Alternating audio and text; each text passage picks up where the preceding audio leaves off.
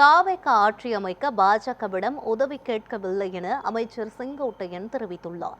கோவை விமான நிலையத்தில் செய்தியாளர்களுக்கு பேட்டியளித்த அவர், ஆட்சி அமைந்த பிறகு மரியாதை நிமித்தமாகவே பிரதமர், குடியரசுத் தலைவர் உள்ளிட்டோரை முதலமைச்சர் விஜய் சந்தித்தார் என கூறினார்.